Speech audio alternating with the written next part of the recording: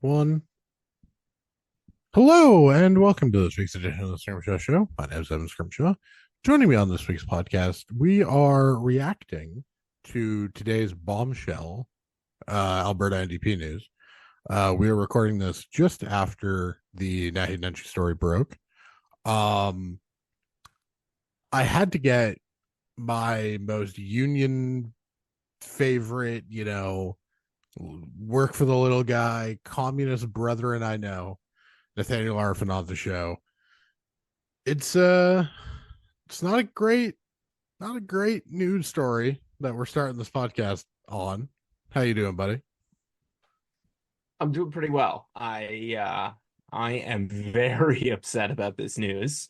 Um it's as you alluded to, it's a topic that I very much care about. Labor rights are very important to me. I wouldn't go so far as to call myself a communist, but I really don't like it when people try to trample on others' rights to collective bargaining and rights to association. Yeah, it's not a great story.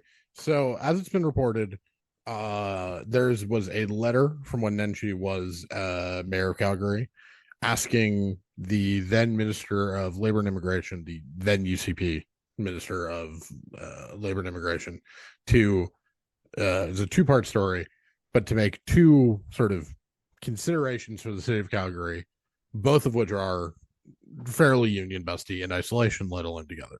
The first was to ask the province to give the city the ability to unilaterally amend existing and agreed but not yet enforced union agreements to impose a wage freeze for 2020 to cover a $31 million budget shortfall.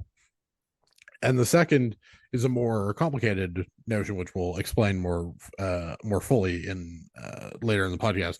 But basically, wanted an exemption to labor law to allow it, make it easier for the city to outsource public services to private companies that would have a non-union workforce.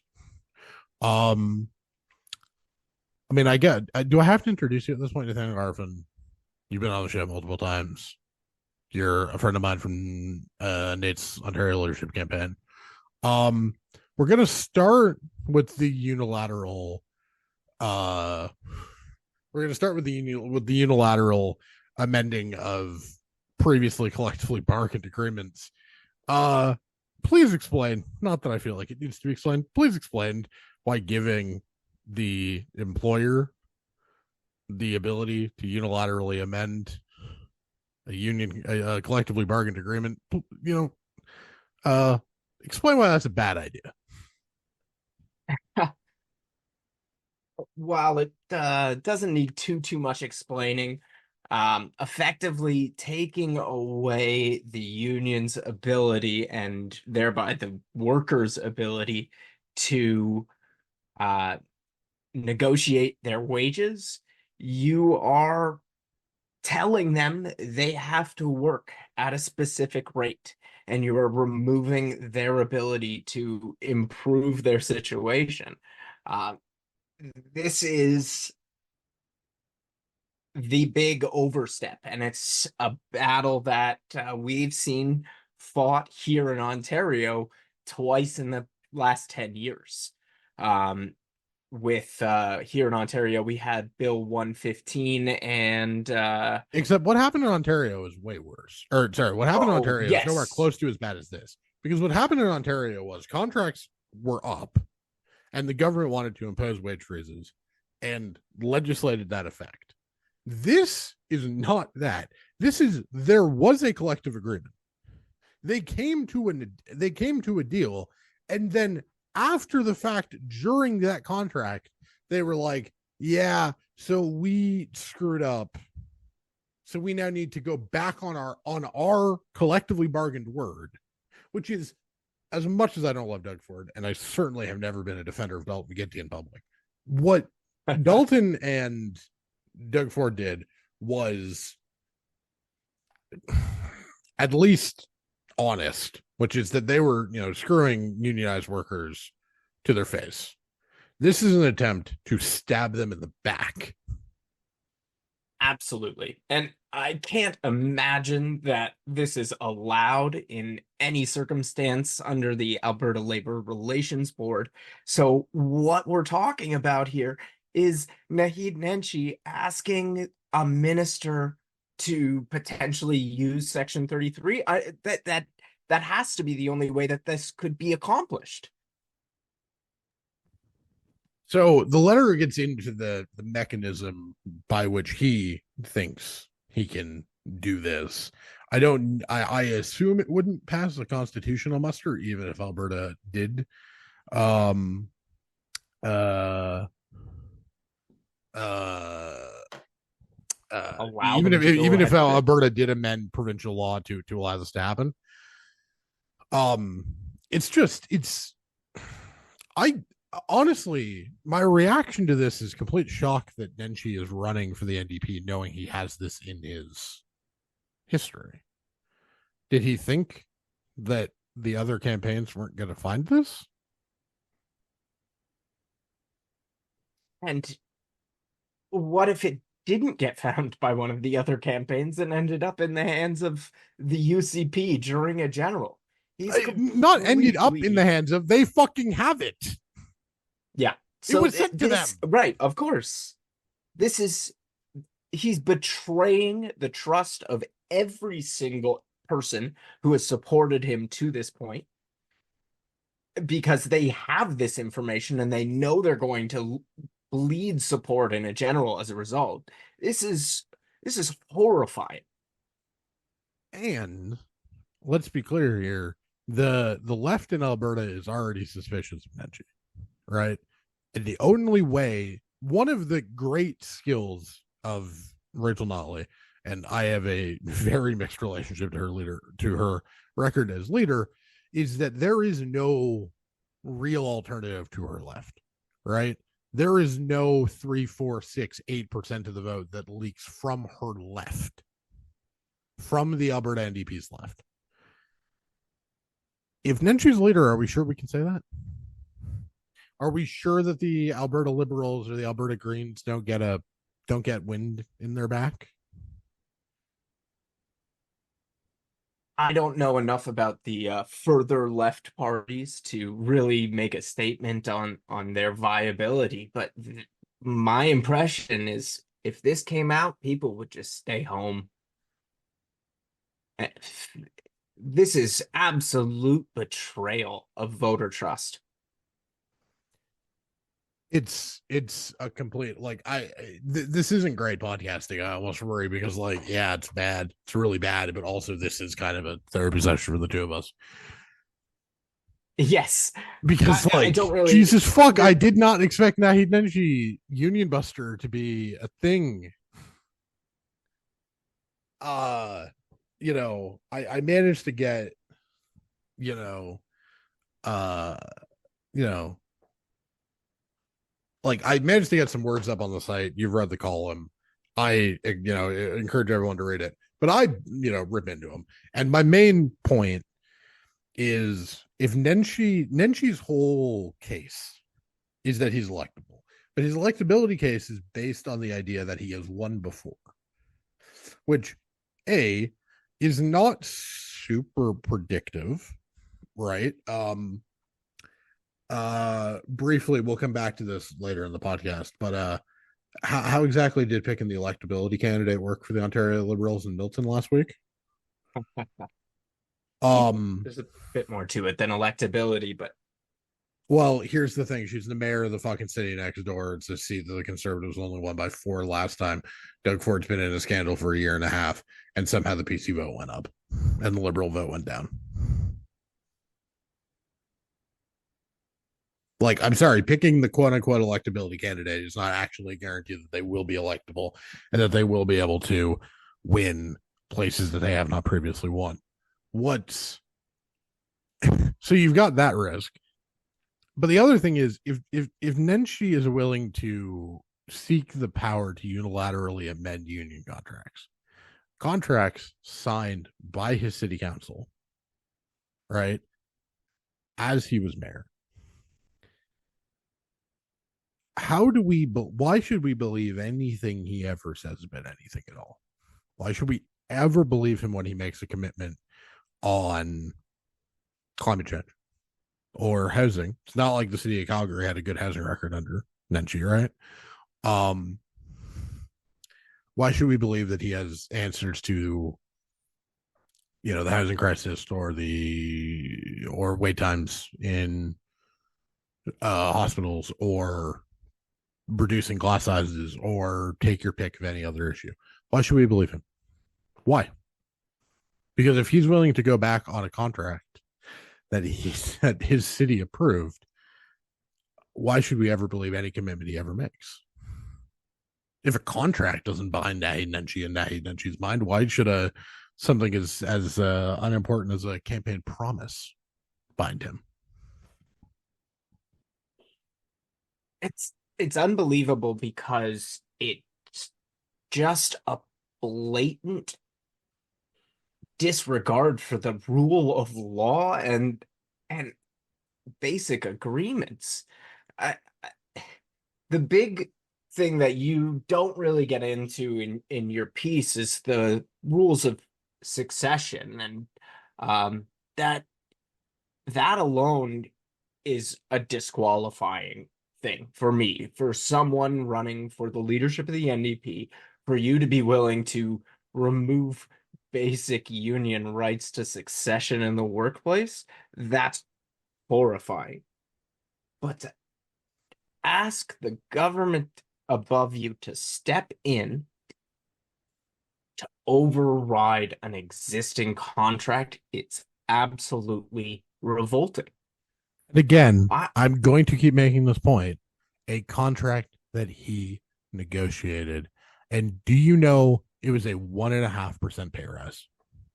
It wasn't like he is, you know, uh, a conservative mayor coming in after a profligate, super left wing mayor who had promised 8, 12, 14% pay rises to mollify the unions right before an election and lost, right? That's not what it was. It was his contract that his city negotiated under his watch. It was a 1.5% pay rise. And that was too much. He needed to find a $31 million budget shortfall. And he decided that the correct way to handle, again, a $31 million budget shortfall was not to ask the province for more money, was not to ask the feds for more money. Which, frankly, you're Naheed Nenshi. Justin Trudeau needs Calgary. There was a federal election that fall. You could have, if were better at politics, you could have probably worked things in a way to, condition some amount of support for Trudeau on the idea of, conditioning some support for Trudeau, maybe helping get a Ken Hare or, I don't remember who the other liberal who won in the other Calgarian who won in 2015 was, but, try and keep a seat on the basis that you give us this budget shortfall. But he doesn't do that. He wants to fucking rip up a union. He wants to unilaterally amend a fucking union contract. and what does this mean for the ongoing race? I mean, obviously you have there's a you big have three, and then there's everybody else in this race, and deep apologies to the everybody else. But it's Kathleen Ganley running as the sort of,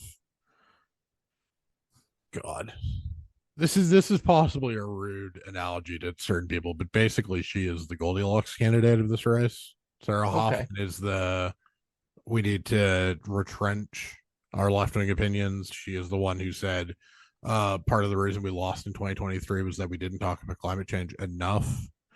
Um, Nenshi is the like we need to remake the party in its own image, and then you know the sort of implicit thing is be more moderate, although he doesn't really say that out loud. But I mean, clearly he at this point he is really running as the moderate to win guy, because he has no principles. And then uh Ganley is kind of the do some moderation but sort of keep the spine together candidate. Um presumably presumably Hoffman's going to scream bloody murder. I haven't seen any comments yet. Presumably Hoffman's going to scream bloody murder. By the way, there's a debate on Saturday. Did you know this? Wow. I spoiler. I don't know this for sure, but spoiler alert. That's why this came out today. There's going to be some fireworks on Saturday. Right. Um, but I mean, the thing is that if the people who Nenshi has signed up are loyal to Nenshi even after the story, in theory, he could win anyways. But I think there's two massive ramifications for this. One, there's a chance that a lot of people will be like, nope, this is a line too far, right? A lot of people, Bonnie Crombie only got 53% of the vote, and that was after 3 ballots, despite the fact that, she was the candidate of the Ontario Liberal establishment. Yeah, Nenshi well, is not I the mean, candidate of the she got Alberta NDP. endorsements from the entire establishment, right? Right. Nenshi is not the candidate of the Alberta NDP establishment. Not at all. That is Kathleen Ganley. Um, and so you have a situation where Nenshi doesn't have the establishment. He has his political machine in Calgary, but the unions are generally very good at GOTV, which is what, as we all know from the Crombie campaign, signups do not matter, turnout matters. Unions are pretty good at GOTV. I think unions are probably Yeah. not going to be super happy with Naheed Nenshi, the president of, is it the Alberta Labor Federation of Labor? Gil McGowan is a candidate in this race. Don't think he's going to win. I think he's going to do what he's trying to do, which is make the race more about workers and unions. He's presumably going to fucking lose his goddamn mind when he sees this. Um, so all of this to say, I think that's the impact. And then the other thing, I don't, even if he does win the leadership, I don't know he can put this party together. Union busting in the NDP is kind of a difficult fucking problem. I I don't see how a Labor Party can elect a union buster and expect themselves to stick together. We're seeing factionism across political politics across Canada. And that kind of rift, I don't know how the NDP could recover from it if they end up with Naheed Nenshi.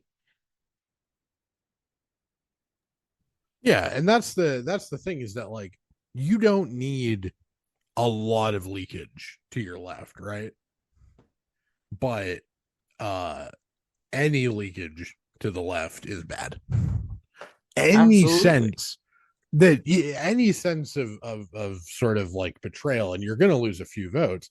And the thing is, the Alberta NDP are already, running essentially an inside straight to win government against the United Right. I mean, they didn't do it last time. It's entirely possible Danielle Smith will be a stronger candidate next time than she was last time. So I'm gonna basically articulate the theory about Nenshi because I've been sort of waiting to write about him for a while now. Partially because too many people whose opinions I respect about Alberta politics uh think more strongly of Nenshi than I do. I've never been a fan. I've always been of the belief that he's more about Naheed than he is about any sort of particular set of values, and that aggravates me. You don't think he's for all of us? I think Naheed is about Naheed, and I think he has always been about that, and I think that is why he is always. I think the fact that he endorsed Notley at the very end of the campaign, like it was one of the most pathetic things I'd ever seen. If you actually believe what you believe, You should have spent the entire campaign campaigning for her. If you actually believe Danielle Smith's government is bad, you should have fucking done more than write an op-ed and give one speech. Unacceptable. But the second he gave that op-ed, it's like cool. So he's waiting until she's probably going to lose. She endorses, and then he doesn't face any of the backlash for the election, and he gets to go and run. I knew he was going to run the second he endorsed, and he did. Great, good for him. I've never believed in the guy. Never been a fan of the guy. Too many smart people do. Too many people who have a different and a different relationship to him and a different relationship to Calgary think he's good. So I've been sort of thinking about it. And the question I come back to is he a good politician, or did Main Street have him down 17 and then 13 points in 2017 to Bill Smith? The polls were wrong, and therefore he beats Bill Smith by 7 points. He gets a sort of like Teflon reputation. And it's entirely possible it's entirely undeserved because actually a 7 point win as an incumbent mayor with all the advantages of incumbency at a local level, that's not that impressive of a result, but it seems impressive because of Main Street. And frankly, if that's the case, then one, I don't think he has the electability case, and that puts a greater emphasis on his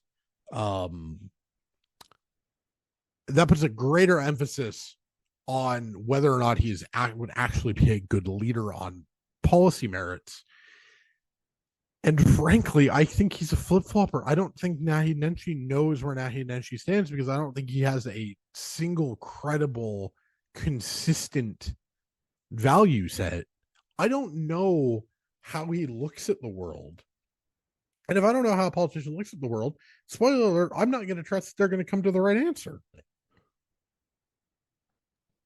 I think this is something that we see a bit in municipal politics, a bit more in municipal politics than we do in provincial and federal politics. And I think it's results from the lack of party affiliation.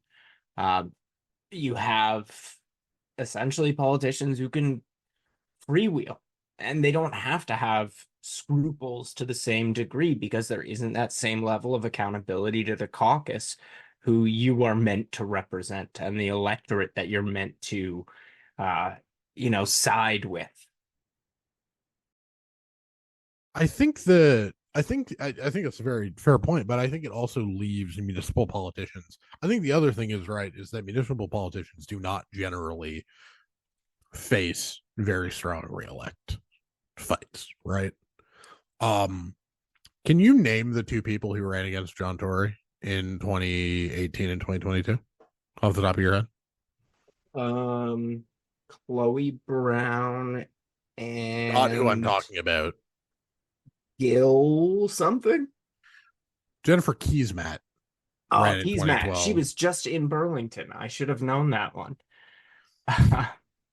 But what was she? City planner? Yes. And some guy I don't even know. Gil somebody. Gil This is my something, point. yeah. Can you name the people Bonnie Crombie beat in her reelection? No one can. I know that Carolyn Parrish lost to her once. I don't know anyone else who ran against her. Carolyn Parrish lost to her, to be clear, in Bonnie Crombie's elect, not in her reelect. That is fair. That's the thing.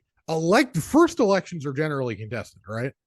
Aberjeet Sohi won a contested election. Jody Conduct won a contested election. Then she won the first time with 39%, which you can literally only do in a multi-way fight. John Tory obviously won the first time against Doug Ford and Olivia Chow. Yeah. Jim Watson. Who did Jim Watson beat the first time? Larry O'Brien. Yeah, incumbent beat Larry O'Brien as an incumbent. And then after that, I honestly can't name a single. I voted against him twice, and I literally don't even remember the people I actually voted for. But this is, we see it in municipal politics constantly. So is beating Bill Smith by 7 points an impressive result, or is beating Bill Smith by 7 points only an impressive result because Main Street said he was going to lose?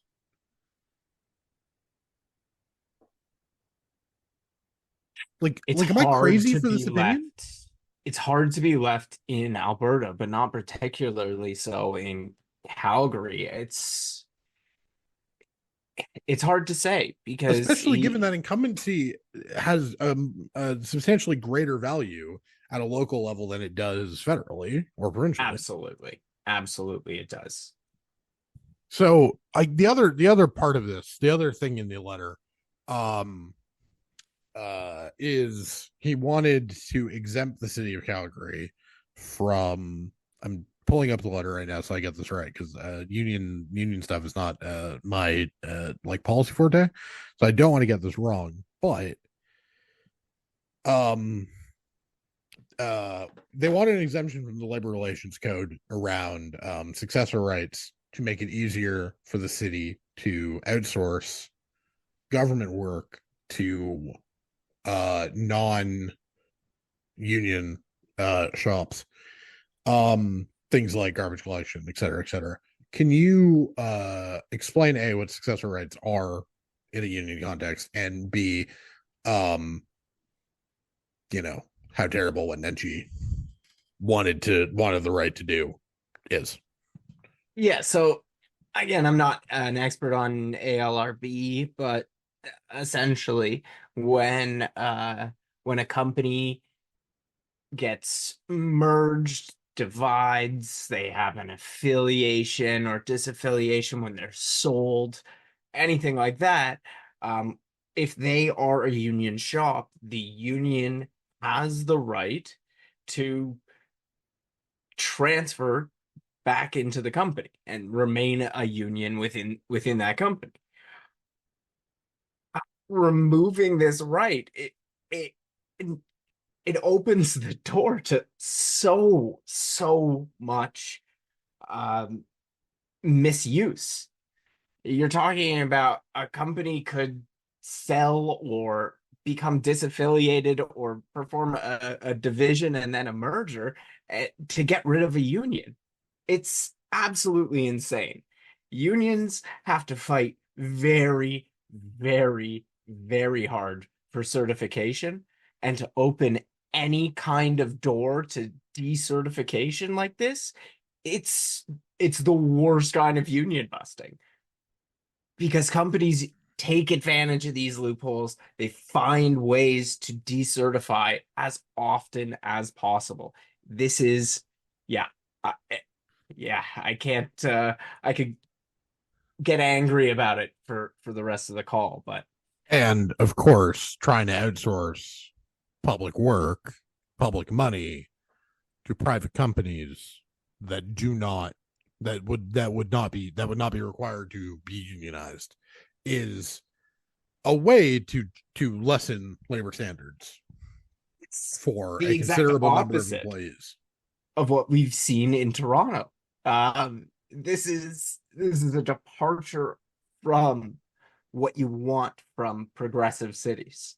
You want progressive cities bargaining with union shops because they make sure the standards on the job sites are good. They're hiring qualified laborers. The opposite is it's profiteering. I penny pinching. I don't really know how to describe it other than union busting. So the question becomes, what is the purpose of this? What is the like? Is it just short sightedness from him? Is it just I need a $31 million budget hole put together? Is that it? Like, is it just I don't have another option? So I'm going to I don't all principles go out the window because I need to find 31 million bucks. And even though I'm not running for reelection and it's a year and a half away, um I don't want to raise property taxes by whatever fractional percent it would take to fill the hole. Like, is he just so untethered from any central from any central sort of principles that he doesn't care? Like, I don't mean to be unfair to him, but like, is there a less bad answer for doing this? There really isn't. There's nothing here that I can look at and say, yeah, that's okay. There's no apology here.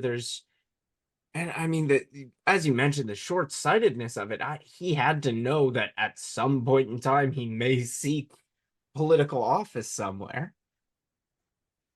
Well, so that's, I mean, that's the other question for me is like, why are you running to lead the NDP if you know this is here? If you know that the UCP have this, even if you thought you could get through the leadership race with it, like this feels like a big policy problem because this is kind of the worst of both worlds for him, right? Because he asked for these powers, never got them, as far as I'm aware. I think so. Well, obviously, I mean, it wouldn't be a story if we knew he got them, obviously. Um, but uh, like he didn't get the benefit out of it, right? He didn't get to, quote unquote, fix Calgary's city mess, right? He didn't get any benefits out of he's getting the political difficulty of union busting and of wanting to union bust without actually having achieved any sort of quote unquote political victory for having saved the city of Calgary, a ton of money.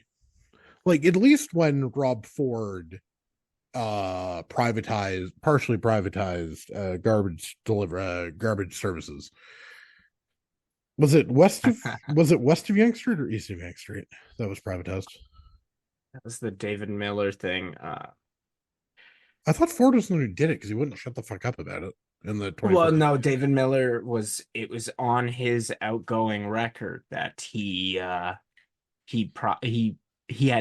the one who had to deal with that strike, that huge strike Oh, that was led that to, why? Was that why that happened? yeah, This is I don't pay attention. I don't. I am the least interested in a Toronto person to exist and have something resembling a platform in Canadian politics media. I find Toronto endlessly boring. Um, but like Doug Ford wouldn't or Rob Ford wouldn't shut the fuck up about how much money that was saving. Um, at least he got the benefits of being able to say the city has saved X amount of dollars because of this decision, right? that's right. And then she doesn't get to do that. He now has to win a leadership race. There's a debate. And the question I'm sort of dealing with is like, what should be a deal breaker? And should this be a deal breaker for progressives, right? I previously wrote that, I would support an Nenshi government, even though I don't think he's a good leader. I don't think he's going to be a successful leader, and I don't think he's the right person to lead the Alberta NDP. But obviously, I would support him over Daniel Smith. This is the first time I've ever really considered the idea of not supporting a ostensibly progressive politician because their attempts at moderation or pragmatism are so extreme that I do not know. I do not actually believe that they would be more progressive than the person that they're replacing. Am I crazy? Is this a bridge too far? Take this and go with it wherever you seek.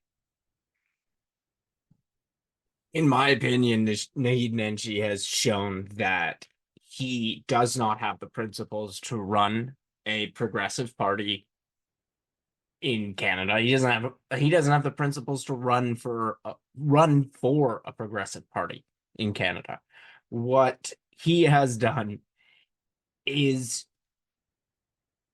it's unbelievable to undermine the power of the contracts that you sign with your employees, to undermine the law surrounding the protection of union workers' rights, people's rights to associate, and to undermine the trust in the voters of the NDP this way, to know that this is on your record, to know that you are a union buster running for a left wing for a workers' party in Canada, knowing you have that on the record, knowing that the opponent has you on the record being that person, he has lost all ability to legitimately run the NDP. And if he ends up as their leader, they will bleed support in the general. Whether those people stay home or end up voting Green, that really, it depends on what the parties are offering. But it would lead to another 4 years of Danielle Smith with certainty. Would you be able to vote for a Naheed Nenshi party if you No, lived in in insert Calgary marginal here? I would never, ever vote for someone who is willing to undermine workers' rights in such an egregious way, especially not someone who's willing to undermine their contracts, like you said, that you bargained, that you signed, that your name is on those contracts. It's it's horrific. I think that's a good place to transition to the sort of rest of this podcast, which is just going to be us catching up on things that we haven't talked about. Do you have a particularly spicy Milton take? Oh, Milton is a really tough riding to predict because it was so it changed so much over the past 5 years. The population growth has been immense. The Liberals Big won it by like 20 fucking points federally. It's not that hard to predict. The Stephen Del fucking Duca got 39%. He lost it by 4. How is this hard? We shouldn't have lost. It's really, really, really frustrating that the Liberals lost this race, this election. There were a lot of things that they didn't do exceedingly well. And one of the big things that cost them huge was a lack of spending. And you've alluded to this in your article where you kind of wrap things up. Doug Ford is on every TV, every radio, during every playoff hockey game, every baseball game, every basketball game. He's everywhere. And we are not hearing from the Liberals. If Bonnie Crombie raised so much fucking money in December, where the fuck is it? Part of it is going to her salary, and it's going to continue going to her salary because there's not a seat in sight for her. Because she didn't run. Which, And I think it's an interesting conversation. Would the Liberals have performed better had Bonnie run? would they have put? Here's the question: you think they probably would have put $400,000 on TV? Probably. Like, the point of electing somebody who can raise all of this money is to spend that money efficiently, right? And if Bonnie Crombie's brilliant strategy is she set herself that $1 million goal, and I still don't really believe that they raised $1 million in new dollars, but fuck it. She allegedly raised $1 million in a month. Now, she couldn't raise 400,000 in Q1, which is not great. Had less individual donors than both the PCs and the NDP. Raised about the same total dollar amount as the NDP. So that's going great. Clearly, fundraising prowess just incredible. There's absolutely no reason to suspect that the Crombie campaign tithe tithe back to party headquarters was included in that $1 million that she allegedly raised, or 1.2, whatever the number total ended up being. Yeah, no reason to think that that's true. No reason to think that's an inflated number. It's not like her first full quarter as leader. It's not like she only raised a quarter of what she allegedly raised in a month. No, I'm just. It's incredibly concerning that If you can't win Milton, how the fuck are you winning seats that we need to flip on a 5, 6, 7 times bigger margin? How the fuck are you doing it?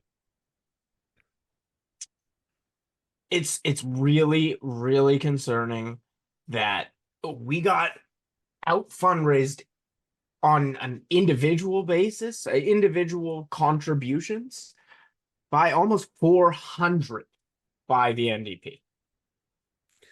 There were 1,200 contributors to the NDP in Q1, and there were only 800 to the Liberal Party. And the money between the Liberals, the money gap between the Liberals and the cons, it's immense. It's a joke. The Liberals are nowhere close to where they need to be. I remember I got this from you by election night because of when I wrote the report piece. We watched the results together come in. Remember when Body's messaging was a win in 2026? To my knowledge, it was up until Milton. You fucking found the tweet where she says so. Yep. It was up until Milton. And then what was the messaging Friday morning? I think it was rebuild towards 2026. Yeah. A known Crombie acolyte from the campaign who repeatedly, consistently said they would win. Suddenly, the days after the Milton by-election, claimed the Liberals have abandoned, the OLP have abandoned human rights and is suddenly palling around with Conservatives. So I want to talk about that a bit because that really, really bothers me. I mean, it should bother anybody who has a brain and realizes that if you think that the OLP have been insufficiently supportive of the Palestinian people, please explain to me how Doug, we need to take down the encampments, is somehow better. And regardless of whether or not you've decided on a party, or if you have personally assisted in an election and that person who you have elected is fighting against your values, you have an obligation to publicly discuss your issues and do what you can to push back against the party before saying, no, never mind, I'm going to the other team now. Yeah, you gotta fucking forcefully denounce that shit. In the most clear-cut terms, as opposed to just an incredibly sanctimonious thing about how the Liberals have somehow abandoned all human rights. And because if you elected a leader who abandoned all human rights, you should probably feel pretty bad about yourself that you did that. Just saying. But here's the problem with Crombie and Crombieism and Crombie's whole approach, right? If Crombieism is about winning, what happens when you don't win? Like, we keep making this point. I think every time I talk to you, I keep making this point. What has Merritt Stiles announced this year? She's made 2 big announcements. Do you know what they are? I don't remember what they are anymore because toll-free trucking on the 407. Yes, that's right. And reducing administrative and paperwork burdens on GPs. Which I'm pretty sure the government is looking at doing anyways. And also isn't a big fucking announcement. No, it's nothing. That is what Merritt Stiles has done. Merritt Stiles talked a bit game about, the NDP are coming if Ford doesn't fucking undo the. Do you know how to pronounce the name of the Palestinian headscarf? I don't want to be culturally insensitive, but I realize I don't know how to pronounce it. Keffiyeh. Keffiyeh. Remember when she was talking big game about how the caucus and the public will do that, and she has yet to wear one herself and get herself booted out of Queen's Park? Her styles is Now, nothing. Her styles yeah. is nothing. She's an irrelevance to the province right now. Bonnie Crombie should have put her in the dust by now, but can't. The Ontario NDP had a terrible night on Thursday, and Bonnie Absolutely they can't did. take advantage. What, like, at what point do we think someone, PLA president, somebody, at what point do we think someone goes with Bonnie? Because if the implicit promise of the campaign is that Crombie's thing was, I can win and he can't. And if the real, and the thing is, if that's your dividing line and then you don't win, why would anybody be loyal to you?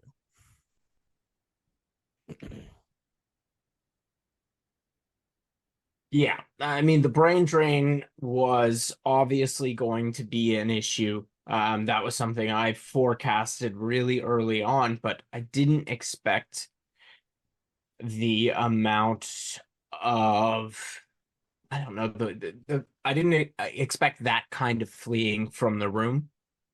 It's concerning. It's terrifying. It's, yeah. What is Crombieism? Like, what is Crombieism? Is you know good, Gimby housing politics, right? To the extent that we know anything, you know, um, Adil is doing a good job on housing. But what is Crombieism as an ideology? What is I Crombie think about? What is that her, like? It's this that abundance messaging that's great. Okay, cool, but like, you want to build a lot of houses, great, cool, fantastic. You just lost I Milton. think you Where's the almost where's touched the on it. introspection? Is that she is very good at taking good pieces of messaging and capitalizing on them when they're there. But Is in she an though? absence, Is she? Where's the evidence for this? She's at 27% in the fucking polls. Just lost Milton with a swing against. Where's the evidence that she's actually on capitalizing it, uh as opposed to she's just a political, uh you know uh she just sways with the wind. She's a fucking crow thing. What the fuck? Scarecrow. a weather vane? No, yeah, Weather vane's scarecrow. I actually guess what you I could mean, say. but scarecrow is what I'd settled on because I couldn't think of weather vane. But like, is she actually going to capitalizing it? Because what's the evidence that she has capitalized on any of the opportunities Doug Ford has given her? That she has successfully capitalized on any of it, It's not borne out in the polling. You're absolutely right there. or in Milton? Absolutely not in the race. We have not seen it. The announcements Because that they spoiler have alert. made. Sorry, I know I keep interrupting you. Spoiler alert. Housing Twitter liking your housing policy is not successfully capitalizing on Doug Ford. Just to be clear. Love you, Absolutely. housing Twitter, but no. Her housing policy, her policy performance has been good, but you're right. The retail politics side, which is what she is supposed to represent, it has not performed. Doug is beating her in retail politics every single time. And the thing is, uh, there's a very sort of interesting question of like, she disavowed the carbon tax, which we talked about on the show. She disavowed the carbon tax on essentially explicitly electability grounds, right? Yes. Because the thing is, they still support the federal liberals and did not call on the federal liberals to abandon carbon pricing. They just said they would not introduce carbon price of their own. Absolutely. If you not even read between the lines, if you read what Crombie says, That decision was screaming, we'll find another solution because we know you don't want a carbon tax. Yeah, it was purely about popularity. Okay, cool.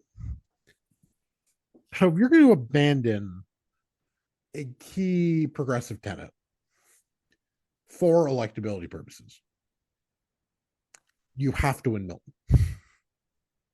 You have to win Milton, right? Because otherwise, the question becomes, what is the point of the Ontario Liberals, right? Because you can either, because if you are moderating and ditching, throwing liberal policies, progressive policies overboard in an effort to moderate to win, and then you lose and lose worse than the guy who was a failure and everyone knows is a failure, how do you like the case against Nate was that he was too left wing to win, right? You and I don't agree with that case, but that was the case against Nate. It was never the ideas, right? If you listen to any of the debates, if you saw any of what she actually said, she never had an argument with Nate on the ideas. Absolutely not. And Bonnie Crombie, as evidenced in the policy proposal that she put on her website, which it never really felt like she had fully read, but whatever, was not very far away from Nate.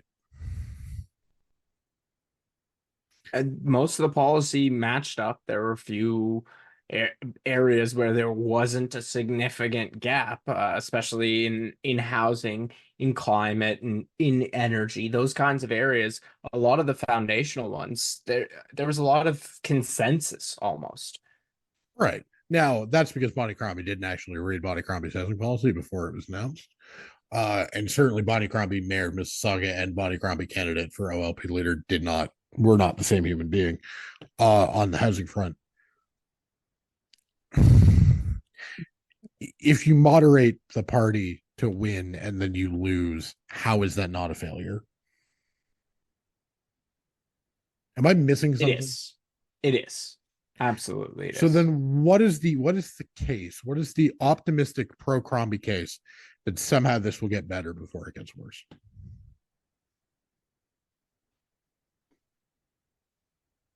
Uh Things will continue to get bad for Doug, which Okay, has cool. worked out so well. You still haven't killed the Ontario NDP yet. Like, are We people aware of could the fact that see. Doug Ford could still probably win a majority government with like 35% of the vote? Yeah, that's a big aspect of it is the vote inefficiency of the left. And the fact of the matter is people in the NDP are not gonna come over to a Bonnie Crombie Liberal Party. So we're gonna see a lot of lost ridings to vote splitting. If we see people voting for Crombie on those issues at all. So then what do we do? What's the role for the progressive wing of the party, the pro Nate loyalists, the whatever we want to call ourselves? What's the role? Do we just sit here and take it? Well, I would love to see some sort of voice for the progressives within the party. Obviously, a lot of those issues have been spoken to. We did see Galen Nadeau-Harris be very supportive of the Palestinian community. We saw him speak very well in support of the environment on the Campbellville quarry issue. He's he's there as kind of a model of what we could see in progressive candidates, but we need more representation in media. We need to give people a reason to come back and donate to the party beyond uh it's Bonnie Crombie's Liberal Party, please donate. We But here's need the thing. more But here's the reason thing. for people to donate. Galen was a body supporter the entire time. right? He He was, supported Body yes. during the race. What I'm talking about is what is the obligation, what is the responsibility of date supporters, essentially, is what I'm talking about. The what, mid 20% of the party that voted for him on the first ballot. What is the obligation of us to put this? Is our job to constructively work with Bonnie's people? Is it to oppose? Is it to oppose them? Is it to use our platforms to to try and prop up her failed leadership? Is it to attack her leadership? What is our obligation? I think as pragmatists, the best path forward is to attempt to work with the party structure as much as possible. There's no real alternative right now. What are we gonna do? Try a repeal?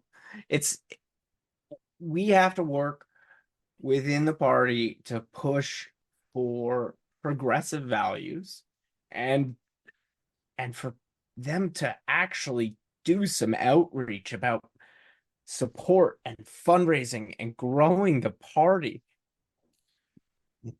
Okay, but here's the counterpoint to that, right? One, they've made no effort, particularly to make amends with Nate or Nate World, right? They've moved on housing, sure. And the environment policy standing group, whatever, the find an alternative to a carbon tax committee, whatever the fuck we want to call it, is led by somebody who voted for Nate in leadership. Right? I get that. But like, are we just supposed to like is the best thing for progressive values to stay in the Liberal Party?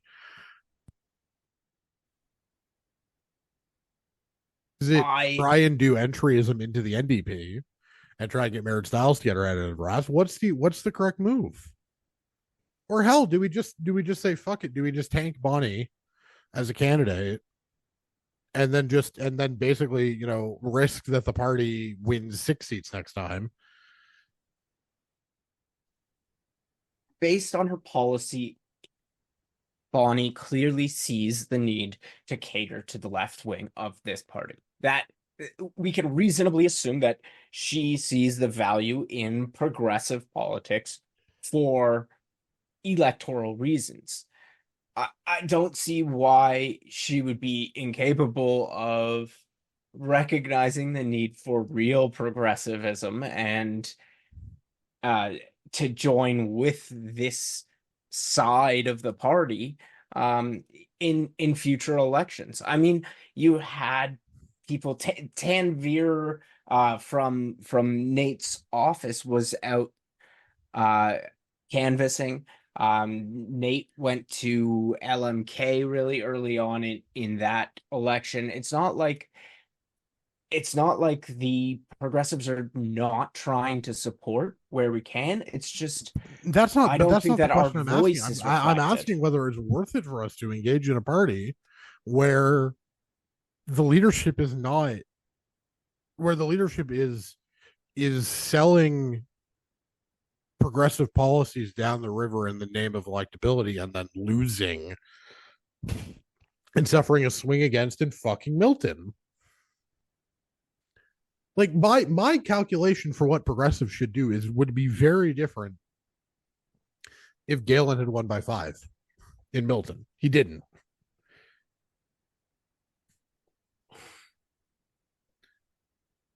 And this by-election should have been a test, but I'm not.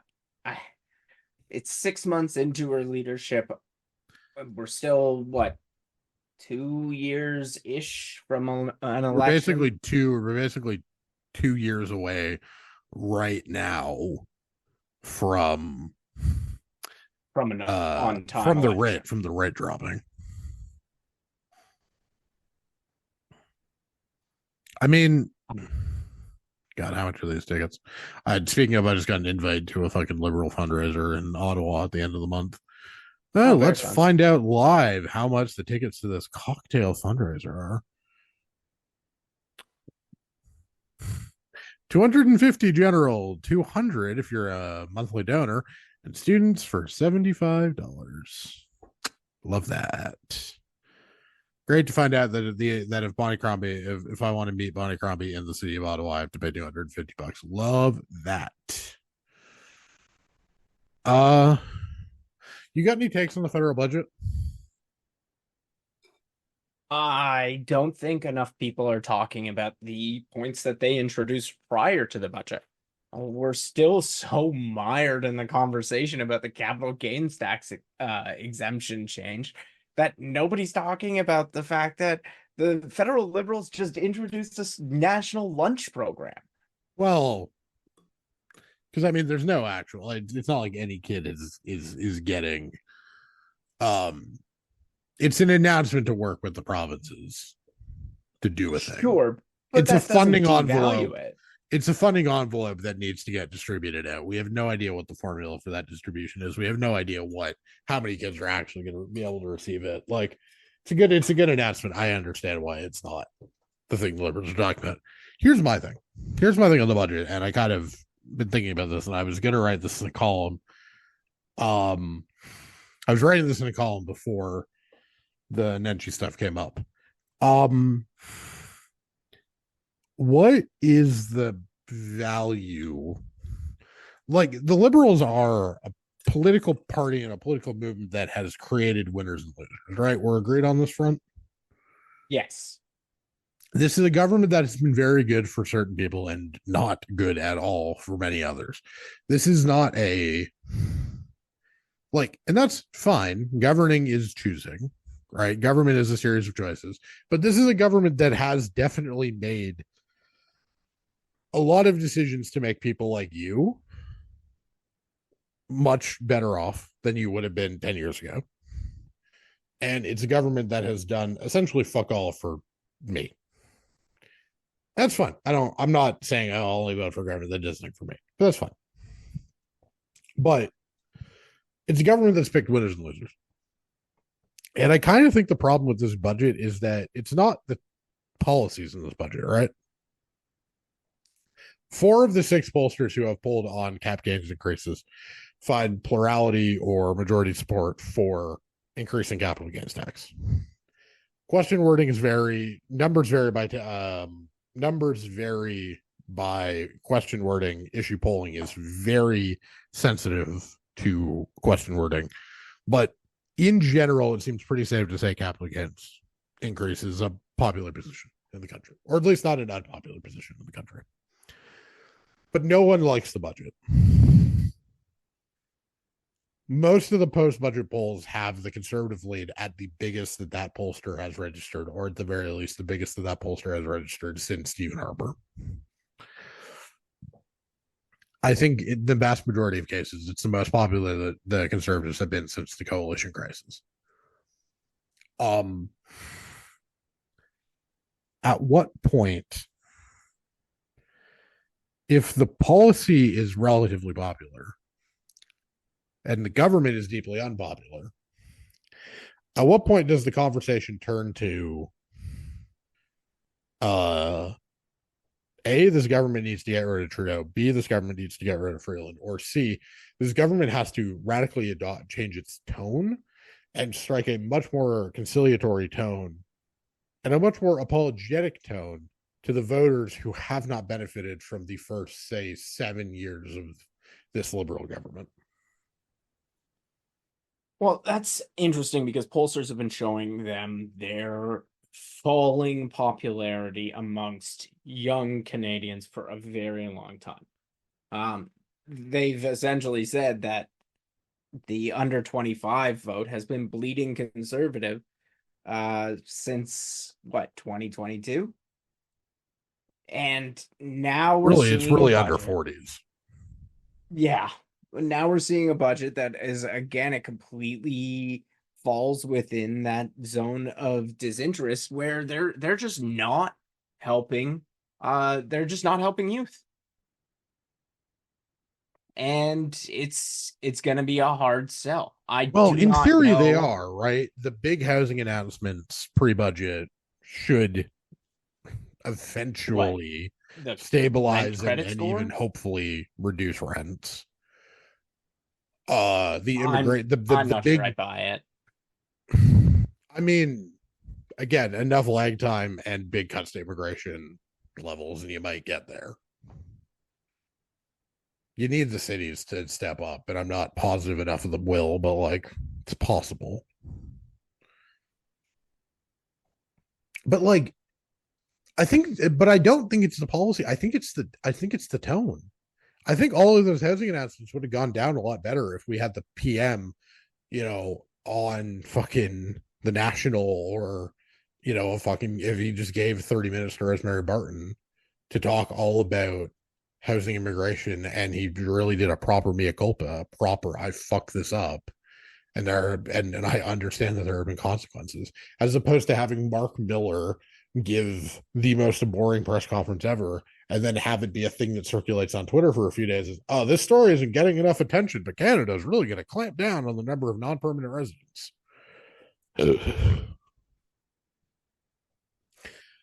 Like, I think it's a tone problem, and I think it's part of it's that this government doesn't want to admit they were wrong. And I don't think Trudeau or Freeland are good sellers of an anti-immigration message.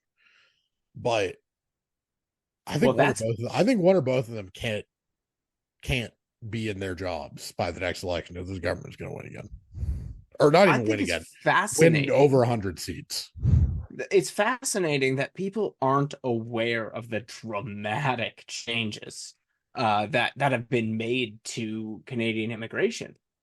Um, just we're at a net negative projection over the next few years, and people aren't talking about it.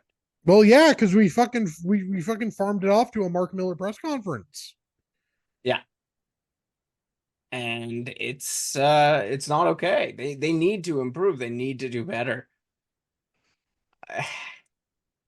Because these are things they're meeting the asks of the people time and time again, and there's they just don't tell them that they're doing it. And like you said, the polling has all shown the individual components of this budget are popular. They're doing the right things. They're doing the popular things, but people still don't know they're doing them. And I think at that point, given that the Liberals did make a concerted effort to do a media blitz, a weeks long media blitz about these announcements, I think at some point it's a delivery issue. I think it's a people have stopped listening to one or both of Trudeau and Freeland. Well, I mean, we see it all the time in sports. You say a coach has lost the room. It's Oh, pretty clear that, look at the fucking Oilers. yeah. That team was dog piss under Jay Woodcroft, and suddenly they're just back to normal as soon as the new guy comes in. And we're seeing with the Jays right now, it really looks like John Schneider has lost the room. Don Mattingly for manager. Come on. Come on. Don Mattingly, I'm not sold. But it really gets to it. Has Freeland, I don't think ever had the room. Trudeau, I think I Freeland think was well. it's I think Freeland had the room when she was spending all of that goddamn money in the pandemic. And I think she has that's totally blown fair. it by being the most tone deaf politician in Canada. Just an accomplishment of a kind. Yes. Yes. Uh Thanks for coming on, buddy. Nathaniel Arfin at Arfin Nathaniel on Twitter. You have anything to promote? Nothing at the moment. But coming soon. At East I Show on hope. Twitter, Scrum Show on here. Like, subscribe, rate, review. That's for podcast. I'm just trying to do this very quickly. I'm also watching soccer right now. Um, Thanks for doing this, buddy. Thanks for having me. Workers' rights are human rights. And Naheed Nenshi better not win. Let's fucking hope not. Thanks, buddy. Have a good one.